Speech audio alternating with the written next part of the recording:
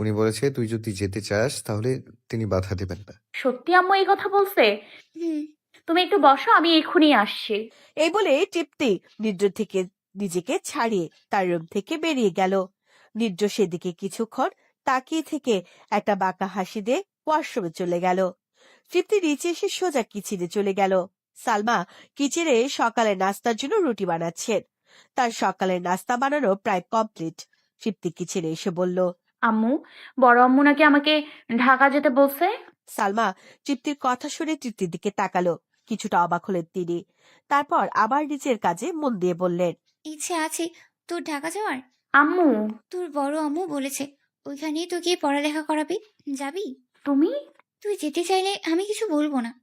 এই কথা শোনার পর তৃপ্তি সালমাকে পেছন থেকে জড়িয়ে ধরল। থ্যাংক ইউ আম্মু। সালমা বুঝে গেছে তৃপ্তি যেতে রাজি। নিদ্রদের বাসা থেকে সব দিক দিয়ে সুবিধা পাবে তৃপ্তি। তাই তিনি কিছু বললেন না, শুধু বললেন, তোর নিদ্র ভাইয়াকে ডাক দিয়েছিস? আচ্ছা আম্মু, আমি আসছি।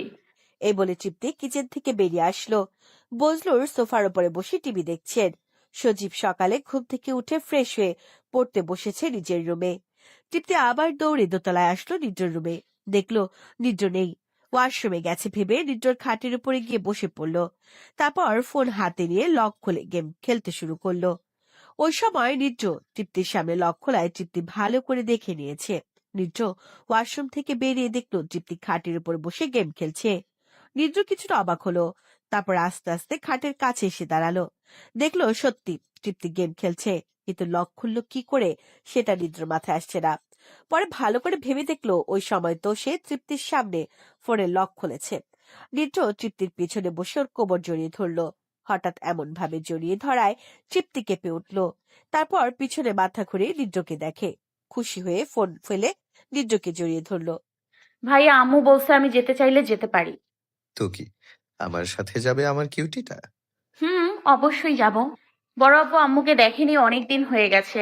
আর ঢাকা শহর দেখা আমার একটা স্বপ্ন বলতে পারো। তৃপ্তি কখনো ঢাকা যায়নি, তাই তার স্বপ্ন সে ঢাকাকে পড়বে। তাই এই সুযোগ হাতছাড়া করতে চায় না সে। তাহলে চাচি আম্মা কিছু বলবে না?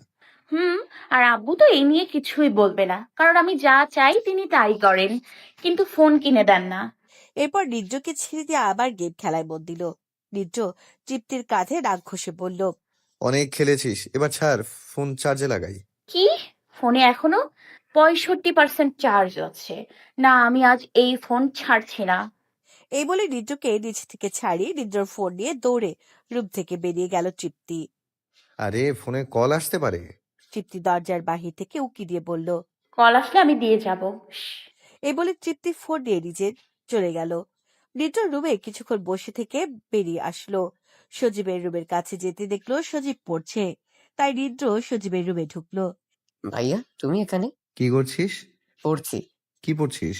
পড়ছি না মানে লিখছি, গণিত লিখছি। ও, চল নিচে যাই। আচ্ছা চলো, এটা পরে কমপ্লিট করব। এরপর দুজন টুকটাক কথা বলতে বলতে নিচে নামলো। নিদ্র নিচে নেমে দেখলো তৃপ্তি সোফার উপরে বসে তার ফোন নিয়ে গেম খেলছে। বজলুর ডাইনিং টেবিলে বসে ফোনে কার সাথে যেন কথা বলছে। নিদ্র ডাইনিং টেবিলের দিকে চলে গেল, আর সজীব তৃপ্তির কাছে। আপু তুমি ভাইয়ার ফোন দিয়ে কি করছো? চুপ, ডিস্টার্ব করিস না। 15 লেভেলে আছি, আউট হয়ে গেলে একেবারে শেষ। অনেক কষ্টে এত দূর পর্যন্ত আসছি। সজীব আর কথা না বলে তৃপ্তির পাশে গিয়ে বসলো। তৃপ্তি আপন পরে গেম খেলতে লাগলো। সকালে নাস্তা শেষ করে যে যার কাজে চলে গেল। নিদ্র, তৃপ্তি, সজীব, মিম, সামিয়াকে নিয়ে ঘুরতে বেরোলো। মিম আর সামিয়াকে আজ নিয়ে আসতে চায়নি নিদ্র, কিন্তু তৃপ্তি তাদের নিয়ে আসবে বলেই জেদ ধরলো। তাই নিদ্র আর বারণ করতে পারল না। কয়েকদিন পর চলে যাবে, তাই তৃপ্তি মিম আর সামিয়াকে একটু সময় দিতে চায়। ছোট থেকে তাদের ফ্রেন্ডশিপ। বেলা এখন 10:30। আজ একটা নতুন জায়গায় নিয়ে এসেছে মিম সবাইকে। তৃপ্তি নিদ্রর ফোন দিয়ে কত রকমের ছবি তুলছে। একবার এভাবে তো আবার ওভাবে। নিদ্র হাঁটতে হাঁটতে তাদের থেকে কিছু দূরে চলে আসলো। এই জায়গাটা একেবারে নির্জন, কাউকে দেখা যাচ্ছে না। পাশে একটা বিশাল বড় গাছ। হঠাৎ কেউ নিদ্রকে ধাক্কা দিয়ে সে গাছের আড়ালে নিয়ে আসলো। নিদ্র পিছনে ঘুরে তাকাতেই দেখলো মিম তার ঠিক সামনে দাঁড়িয়ে আছে। তুমি এখানে? ওরা কই? ওরা আছে। তো তুমি এখানে কি করো?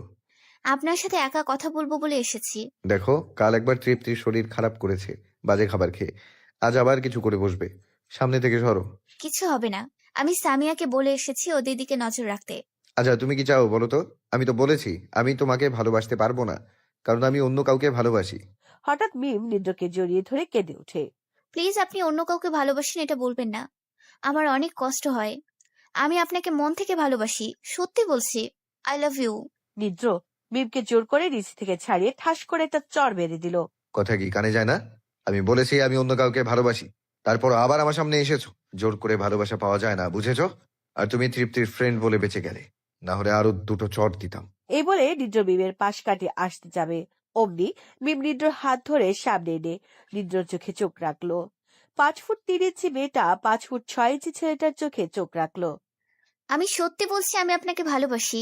আমি আপনাকে ছাড়া বাঁচবো না। আপনি অন্য কারো হন এটা আমি দেখতে পারবো না।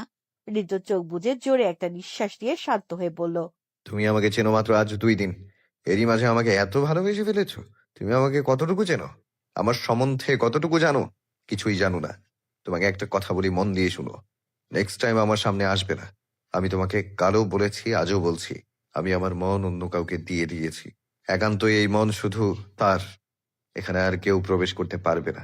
তুমি কিছু করলেও ওর থেকে আমার মন ফিরিয়ে আনতে পারবে না। Got it? প্লিজ বলবেন কে সেই লাকি মানুষটা যে আপনার মন নিয়ে নিয়েছে? আমি কিছু করলেও তো তার কাছ থেকে আপনি মন ফিরিয়ে আনতে পারবেন না। লাকি মানুষটা ও না, লাকি মানুষটা হলাম আমি, যে ওকে পেয়েছি। আর রইলো ওকে দেখার বা ওর নাম শোনার। আমি বলি কি, এখন না হয় এসব সিক্রেট থাক। মিম চিৎকার দিয়ে বলল, কিন্তু আমাকে ভাবাচ্ছে। আপনি আমাকে রিজেক্ট করে কোন মেয়েকে নিয়ে ভাবছেন? আমি দেখতে চাই তাকে। নিদ্র কিছু না বলে সেখান থেকে চলে আসলো। আর মিম পিছন থেকে চিৎকার দিয়ে বলল, আমি এত সহজে আপনার পিছু ছাড়বো না মিস্টার নিদ্র। আমি তো বের করেই ছাড়বো আপনি কার জন্য এই মিমকে রিজেক্ট করছেন।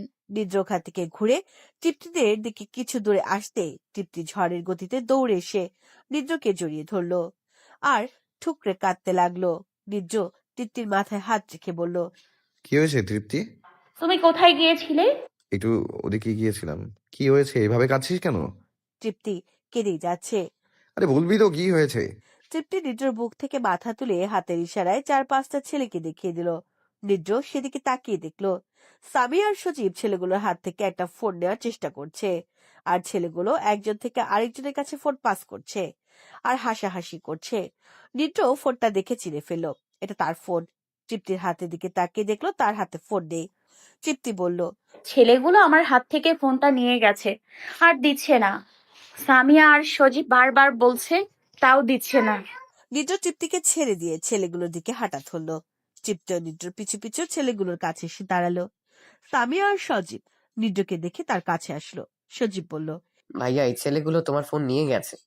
আপু অনেকবার বলছে তাও দিচ্ছে না, আর অনেক বাজে কথা বলছে আপুকে ওরা। এরপর তৃপ্তিকে দেখে মাথা নিচু করে সজীব বলল। আপুর হিজাব নিয়ে টানাটানি করছে ওরা। কথাটা শোনার পর নিদ্র মাথা গরম হয়ে গেল। শান্ত স্বরে সামিয়ার দিকে তাকিয়ে বলল, তোমার নাম কি জানো? আজ 2 দিন হয়ে গেল কিন্তু নিদ্র মিম আর সামিয়ার নাম এখনো জানে না। সামিয়া নিদ্রর চোখে দেখে ভয় পেয়ে গেল। এরপর ভাঙা গলায় বলল, সামিয়া? ওদের নিয়ে ওদিকে যাও। না, আমি তোমাকে ছেড়ে আর কোথাও যাব না। নিদ্র হাত ধরে বলল তৃপ্তি। নিদ্র তৃপ্তির দুগালে হাত রেখে বলল, আমি আসছি তো, কিছু হবে না। ওর সাথে ওদিকে যা, আমি ফোন নিয়ে আসছি। সামিয়া, ওকে ওদিকে নিয়ে যাও। নিদ্রর কথা শুনে সামিয়া তৃপ্তি আর সজীবের হাত ধরে টেনে ওখান থেকে নিয়ে চলে গেল।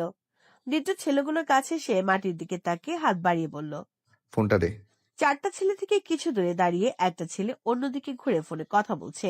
সেই ছেলেটাকে উদ্দেশ্য করে একটা ছেলে বলল, আরে ভাই, হিরো এসছে, দেখে যা। কিন্তু ছেলেটার কোনো হেলদোল নেই, নিজের মতো ফোনে কথা বলেই যাচ্ছে। নিদ্র খানিকটা জোর গলায় বলে উঠল। ফোনটা দে। ছেলেগুলো একটু ভয় পেয়ে গেল। এক পা পিছিয়ে 4জনের চোখ বড় বড় করে নিদ্রর দিকে তাকালো। একটা ছেলে বলল, আমার ভাই ঢাকা কলেজের বড় একজন নেতা, বুঝলি। আরেকটা ছেলে বলল, হিরোগিরি দেখাতে এসছিস নাকি? তাহলে এভাবে মাটির দিকে তাকিয়ে হাত বাড়িয়ে আছিস কেন? ভিক্ষা চাচ্ছিস? 4জনে হেসে উঠল। হাসি